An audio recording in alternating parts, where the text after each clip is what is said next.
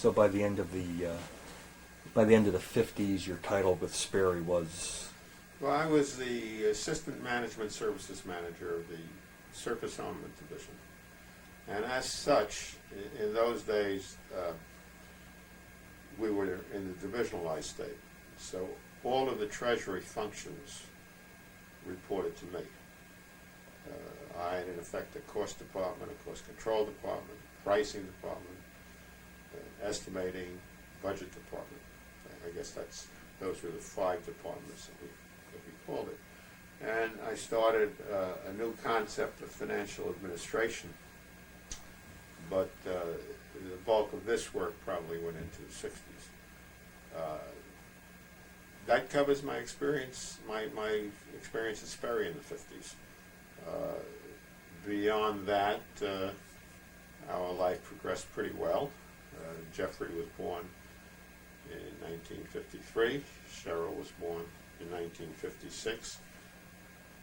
And the family was evolving, like a lot of other young kids, young adults, New young house. families, New house. with a new house and the need to go. I started to build up a little private practice on the side. I started out originally with my Uncle Aaron's fur dyeing business, and then picked up a few other accounts like Bella and Lester's Beauty Parlor. But the big thing really was the growth of my involvement with Lou Savell and Savell Jewels. This came about in a very interesting kind of way. I had not seen Lou in many, many years. We were together on a punchball team. Punchball. I don't know how many people know what a punchball game was, but it was the game of the streets in Brooklyn, and we used to have teams from different blocks playing against each other. And Lou and I were on a punchball team called the Cobras, which was very interesting. It goes back a ways. But then Lou moved out of our immediate neighborhood, which was the Shepherd Avenue complex where I was still growing up, and he moved to an area, Georgia Avenue, which coincidentally was about 2 blocks from where Anita lived, on Pennsylvania Avenue. We had gotten together because at the time of our marriage, in trying to decide upon a band, I knew that Lou had played the saxophone and actually had played at my friend Paul Feldman's wedding. So we contacted him, and we were like old friends that got together. And to make a long story short, Lou provided the band for our wedding in 1950. I guess up to that point, it may have been several years, certainly went to before the war, since I had seen him, since the last time I had seen him. So he provided the band, and as an old friend, I remember, what did bands cost in those days? They used to cost $20 a man for the night, with an extra $20 for the leader. So Lou provided us, I believe, a 5-piece band, including himself, he's a saxophonist, and for old time's sake, he waived the extra 20 for the leadership. So I guess maybe it was 6-piece. I sort of remember that we paid him $120 for the night. And then we didn't see each other for a while. And one day after marriage, I think we might have still been living on Montauk Avenue in the apartment. And we were visiting Anita's parents during the high holidays, and walking to their synagogue under the L on New Lots Avenue, the old New Lots line. And we crossed because Anita's parents belonged to one synagogue, and Lou was visiting his parents. And they belonged to a different synagogue, and in effect, we crossed underneath the elevator. And we renewed our old friendships. It was at this point that Lou said to me, "You're an accountant, aren't you?" I said, "Yes." "You certified?" I said, "Yes." He said, "Gee," he says, "I'm opening a jewelry store in Floral Park in a couple of months, and would you be interested in taking care of my account? I said, gee, that'd be fine. He said, well, my wife's uncle, he's an established accountant, and he would really do it for us, but the truth of the matter is I'd like to get somebody that could grow with me. He's a very ambitious guy. And as it turned out, you'll see just how successful he was afterwards. So he invited us to come to his opening, and the opening in Floral Park was in the fall of 1952. Some of that sticks in my mind. I think it was 52. And I was already working at Sperry, which made it very convenient, because Sperry, being in Great Neck, was very close to his store, his first store. And that's what we did. So we went to the opening, Anita and I, and watched it progress, and yes, he signed me up to be his accountant. And that was one store, and I remember I was charging him like $50 a month for taking care of it. It was a write-up. It was more than just the accounting. I mean, he had no bookkeeper. His bookkeeper was Doris, his wife. And she will tell you now that the many stories of paying the bills in their house. They had a house in Floral Park. And we sort of began Savell Enterprises at that point. I mentioned he was ambitious. And during that decade, we were talking about the 50s, Lou started to expand. He then, the Floral Park store he owned by himself. A younger brother, Normie, who came in and joined him, and they opened up a store in Huntington Station, so he had half that interest. Doris's parents, who were, her mother was in business, and I think fairly successful. Father was nearing retirement, so he went partners with them and opened up another store in Hicksville. And in effect, he started to open, he built up to where he had 5 stores. And I opened up a new set of books for each store. Each one was like $50 a month. I see. So by this time, we were up to $250 a month. And I was keeping myself pretty busy in my spare time. And then he made a big step. This is ambition, and you have to give him a lot of credit. The largest jeweler on Long Island, who had maybe 10 stores out there, had gone into bankruptcy. And Lou had worked a deal with Franklin National Bank that they would support him, and he went into the courts, and he became the upset bidder for a bunch of Woods' stores. The upset bidder meant that was the first one there at the yard. They were auctioning off each of the stores, and he knew the ones he was interested in, and somehow or other he had a line of credit that worked out real well for him. And to make a long story short, he added 6 stores. Oh, wow. So suddenly from 5 stores, he became 11 stores. In the interest of protecting him, and through my suggestion, we opened up 11, we now had 11 corporations. They were the kind of corporations that tax-wise were treated like partnerships, so we avoided the double taxation. I'm sorry, it was 10 corporations, and Floral Park, which was still his own, was a single entrepreneurship. Mm-hmm. But there was 11 sets of books that Lionel was juggling. Mm-hmm. And $50 a head now brought my monthly income on the outside to $550 a month, which was a pretty good supplement. And I was putting in a lot of hours, but feeling like I was doing the right thing. Of course, I was never much of a homeowner, and I think of one anecdote that gives you my attitude towards being a homeowner, and makes fun of a neighbor of ours. At one point, we felt like we had to paint the inside of the house. And not that I had any leaning to doing this kind of work, I certainly didn't have the time. Mm-hmm. So we had a neighbor down the block whose name was Paul Cohen, as a matter of fact, Mm-hmm. who was a professional painter. So I asked Paul to come in and give me an estimate. And he was saying, I don't know why couldn't you do this yourself? You know, it's not a hard job. even though he was a painter, why pay people money to come in and do something you should do yourself? And I said, Paul, he said, you see what I'm doing here? And of course I was working at the desk. He said, I do this kind of work so I can make enough money to pay guys like you to do that kind of work. I see. Uh-huh. And that essentially was my philosophy in taking care of a house. So since I was not a very good homeowner or home maintainer, whatever you want to say, I felt obligated to do this extra work. I see. So I could make the money to pay other people to do it. And you had people cut your lawn as well, your neighborhood kids, Well, or that type no, of thing? that, I guess there was a stage that we did it, but that, you know, Anita might not agree with me, I don't trust the memory, but I did do most of the lawn cutting in those days. That's- We uh-huh. didn't, I mean, that was part of it. Yes.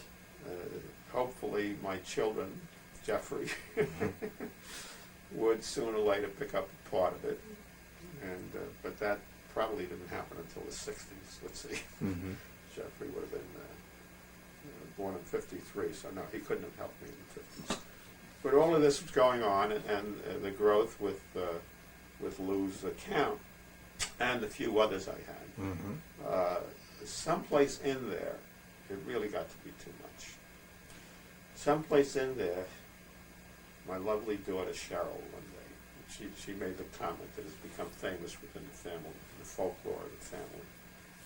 I was home one day and free one evening, and when I came home, Cheryl said, "What are you doing home?"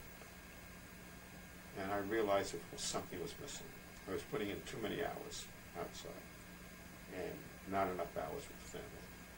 So Lou had an office in Hicksville that became the center office of Sabell Enterprises, and I probably spent many, many a night there, probably every night. This didn't mean that my regular work was suffering, because involved in my regular Sperry work was several trips. I used to do a certain amount of traveling, not a whole bunch, but a certain amount. And of course, anytime I go off on the road, that meant I had extra work to be doing back with the Sabell books. It reached a point where I said to Lou and Normie, who was almost a half partner on the thing, I said, this can't go on. So, make me an offer. This is a crossroads of my career. Mm-hmm. Make me an offer. And this sort of took them by surprise. I said, look, I can't take care of your books. You want to get me on full time, then we have to reach an arrangement, and I'll give up Sperry if this thing is promising enough, but where can we go? And it turned out that I think Lou turned it over to Normie, and the truth of the matter is they never really came up with a good offer, but rather they said to me, what would you take? You know, what would it take to get you? So I said, okay, I knew what I was making in Sperry, and I think if the numbers are correct, I was probably making around $15,000 at that time. Mm-hmm. So I said to Lou, $17,000 salary, and a piece of the action. That was important. If Yes. I was going to go with them, I had to have a piece of the action. Mm-hmm. Anita was a little ambivalent about this thing. She didn't like the idea, really, that I would go to work for Lou. The old story about what's the wife's duty when a husband is working for another man. Working at Sperry, we were not socially involved with any of the people there, so she didn't have to become a second-level corporate executive's wife or stuff like that. Yes. And since we had gotten to know Lou and Doris over the years, it was fine, good relationship, I don't think she ever wanted to subordinate herself Yes. in any way. Right. But in any event, not surprisingly, the Lou and Normie were not ready to meet my demands. It really meant, since I was controlling their drawers, how much money they drew out of the various corporations that they had. $17,000 was probably more than what they were taking out themselves. I Of see. course, they were building up their investment as they were going along, but it really was recognizing the risk that I'd be taking, and the fact that Sperry was solid, long-term, and all. So what I was asking for, I figured, is what I had to get. But they didn't meet it. And as I said before, at that point, I sort of gave up the account. I see. I mean, we were moving well enough along, but the truth of the matter is it just couldn't be handled. What year did you actually give it up then? You know, I have trouble with that. I think of it 60s? as the late 50s. Late 50s. It may have been the early 60s. Mm-hmm. Thinking in terms of, it must have been the early 60s because I quoted Cheryl's comment, and said Cheryl was born in 56. She really wouldn't have been that 3 years old. Maybe she was 5 or 6, so maybe it would have been 62.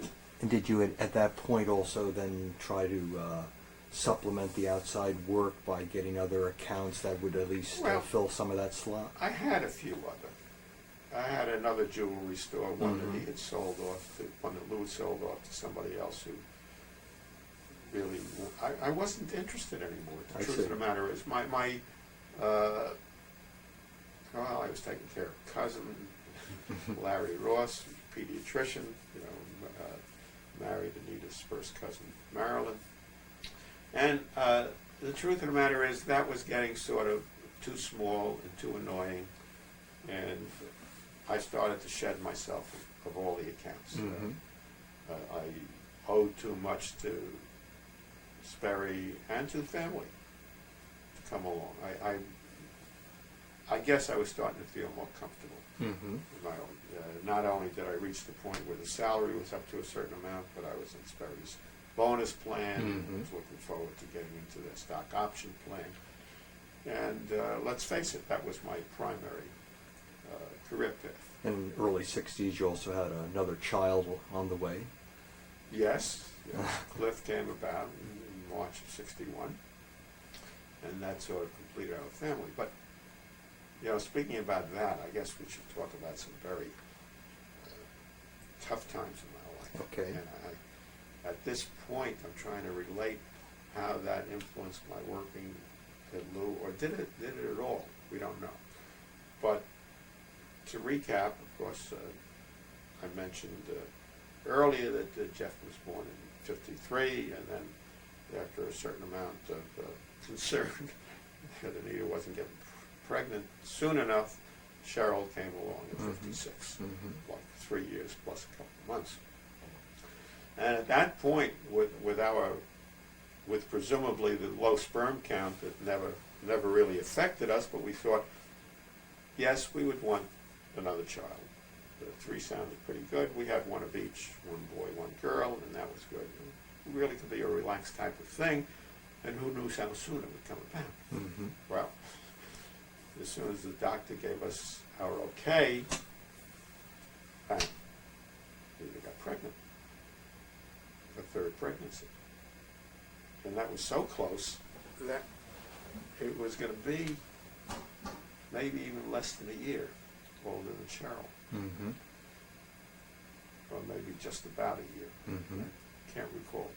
In any event, it was the beginning of maybe the saddest part Mm-hmm. of our personal life, because about 6 months into her pregnancy, she was starting to get labor pains, Mm-hmm. which was much too early. And we called up the obstetrician, and he said, no, you can't be having labor pains. It's too early. Come into the office and we'll check.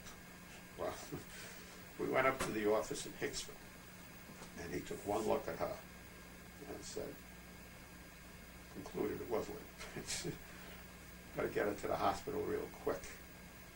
It was quite an experience, because now we had driven from Seaford up to Hicksville, and the hospital was over in Freeport. If you're familiar with Long Island, it's really like making a triangle. Mm-hmm. But in those days, this would have been in 1957, Mm-hmm. he said, look, that's what he tells me, I'm driving my pregnant wife to a hospital. He says, don't worry, if the baby comes out while you're on the trip, you can't live anyway. Oh. It's too early. Oh. So we drove to the hospital Mm-hmm. and took one look at her, and up she went right into the receiving room, and I'm thinking to myself, what's going on? This is terrible. They don't expect the baby to live. And sure enough, they came back several hours later to tell me that the baby had died. Mm-hmm. Baby was born alive. It was less than 2 pounds. Mhm. Nowadays, you could probably keep a baby. But it lived for about 4 hours. I see. This is interesting because they said, but the baby would stop breathing like 20 minutes at a time, which was another way of saying guaranteed if that baby lived, it would be brain damage. Yes, yes. It wouldn't be. And in all of this discussion about abortions and stuff like that, I always bring myself back to that time and say, thank God. I was relieved. Mm-hmm. I was truly relieved that the baby did not survive. You know, after all, we had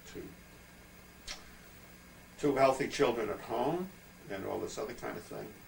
And it was okay. He Yep. was still young. Mm-hmm. However, I was not the one that felt life.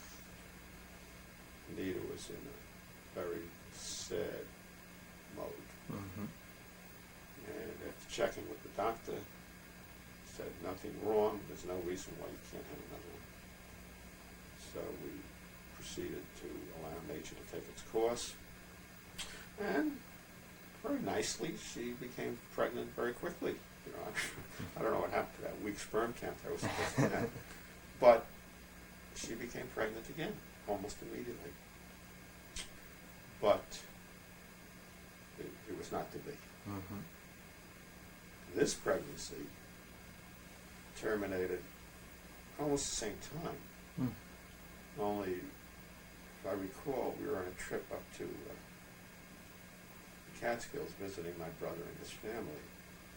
And someplace along there, or just after we got there, Anita said she stopped feeling life. Mm. And sure enough, she was right. Mm-hmm. Hustled home and went to the doctor, and the doctor said, "That's right, the baby's not breathing anymore." So, well, what do? Do you remove the baby? He said, "Oh, no, we just let the woman carry until," they said, like, she's going to carry a dead baby for 3 more months or something? So we don't like to go in to take the baby out, even though baby, this sounds crazy, doesn't it? Yeah, it does. It really sounds crazy. Yes, it does. But nature has a way of solving these problems, and luckily for us, nature Mm-hmm. aborted the fetus itself, and the fetus was born, and can you imagine how Anita felt at that time? Yes. It was terrible. Yes. I mean, we had such a time. We would go from one doctor to the other, and what's the problem, and why. If she couldn't look at a pregnant woman, she couldn't look at a baby in the Mhm. carriage, even though we had Jeff and Cheryl at Mhm. home, all these wonderful things. And it was a terrible couple of years, more so for Anita. I think that's something that men will never appreciate. That's right. It's the feeling of life that a woman feels. But I showed as much empathy as I could for the situation. But I knew one thing. I knew we had to have another baby. Mm-hmm.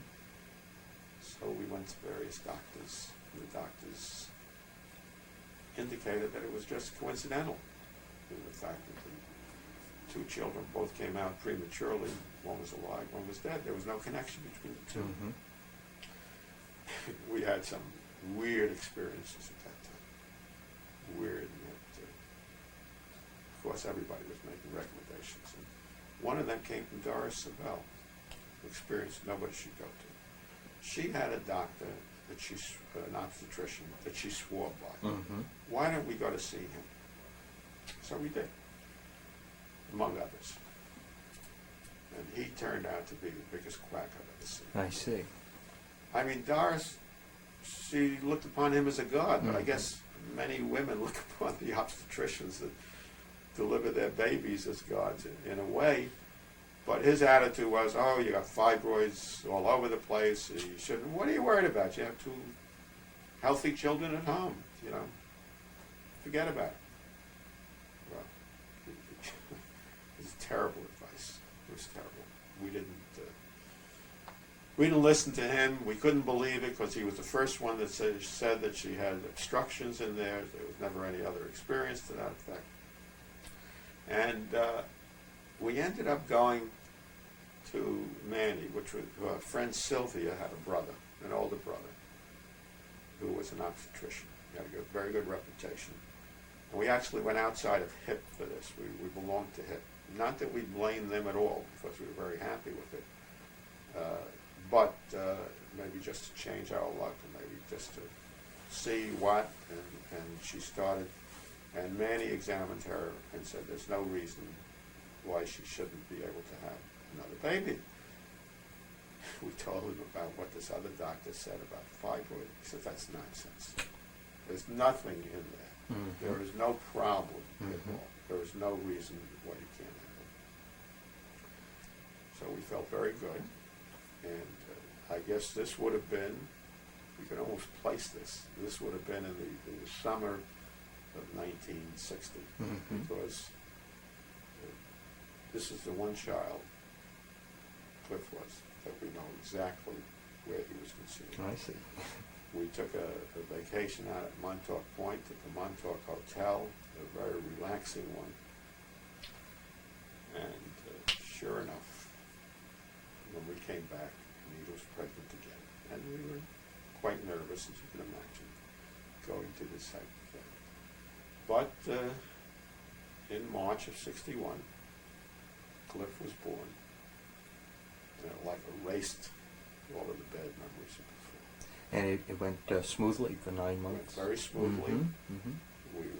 We had no problems. Mhm. He came out probably in his early months. Cliff was the happiest and the most pleasurable of our three children. Mhm. Sure, a lot of it was because he was such a relief. He was a good baby. Well, it was like the whole weight of the world had come off, you know.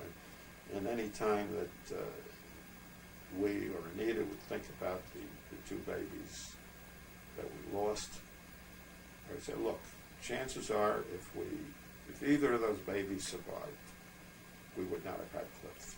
So now look and appreciate Cliff, and that's the answer to all of our troubles. Mhm.